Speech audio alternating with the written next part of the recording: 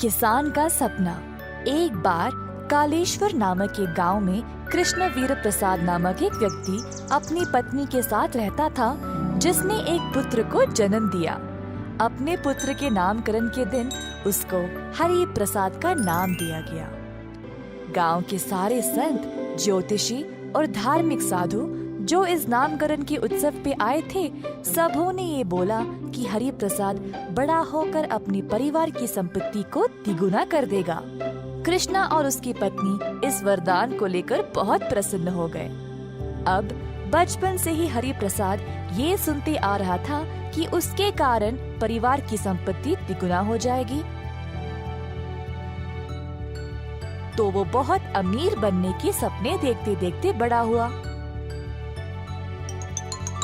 उसकी इच्छा थी कि वो कई जमीनों का मालिक बनेगा और भोरी भोरी पैसे कमाएगा।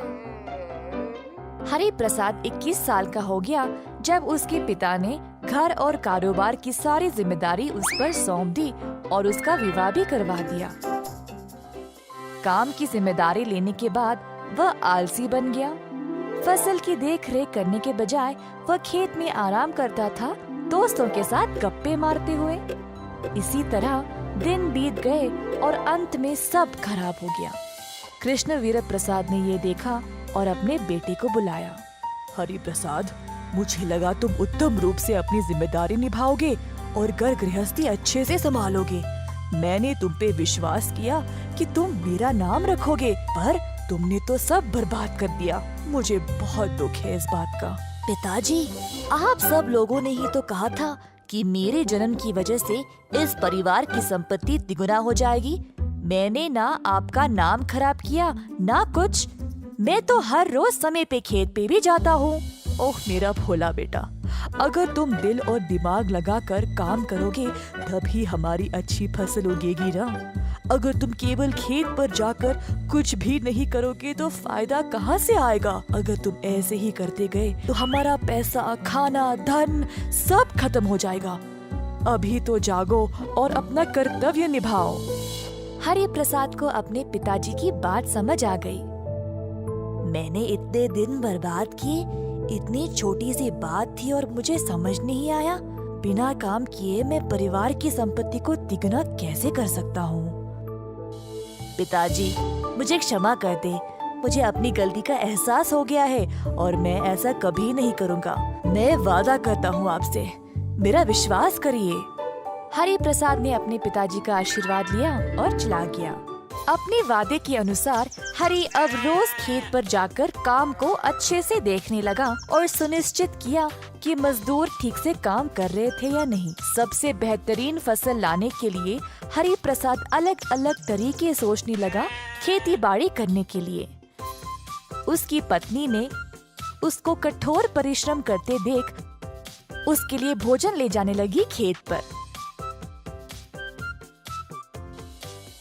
फिर उसने अपने ससुर जी के सामने भी हरि प्रसाद की बहुत प्रशंसा की। जब पिताजी ने भी ध्यान दिया तो उन्होंने भी अपनी तरफ से खेती के लिए बेहतर मशीनों का प्रबंध किया। पर हरि प्रसाद अपने सपने के बारे में नहीं भूल पाया जो वो बचपन से देख रहा था। उसने देखा कि उसकी अच्छी खासी फसल निकलने लगी। उसको अनाज और बीज के 100 बोरियां निकलने लगे। परंतु हरि प्रसाद संतुष्ट नहीं था, क्योंकि उसका सपना और भी बड़ा था। वह अपने सपने को सच करना चाहता था, परंतु वैसा हो ही नहीं रहा था।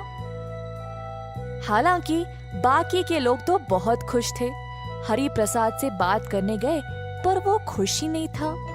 उसके पिताजी की प्रशंसा भी काफी नहीं थी उसका मन बदलने के लिए। हरि प्रसाद बेटा, जरा देखो सब कितने खुश हैं। पर तुम इतने उदास क्यों हो? पिताजी, मैं अभी भी संतुष्ट नहीं हूँ। मेरा सपना कुछ अलग था, इससे भी बड़ा। मैं खुश हूँ ही नहीं। हरि प्रसाद, जितना भी हमारे पास है उससे हम सब खुश हैं। तुम कुछ ज्यादा ही प्राप्त करना चाह रहे हो। हमारी फसल बहुत अच्छी है अभी। अपनी उम्मीदें इतना भी मत बढ़ाओ। नहीं तो जो है उसको भी खो दोगे। परंतु हरि प्रसाद वैसा ही रहा। वह और धन कमाने की कोशिश करता गया और 10 गुण ज्यादा धनवान भी बन गया। सबको दिख रहा था कि हरि प्रसाद ने अपने सपने को पूरा किया था, पर इस बात का एहसास खुद हरि प्रसाद को ही नहीं था। अब क्योंकि वह अपनी कमाई से खुश नहीं था, वह अपने परिवार के साथ कभी भी समय बिता नहीं पाया और जीवन भर असंतुष्ट ही रहा।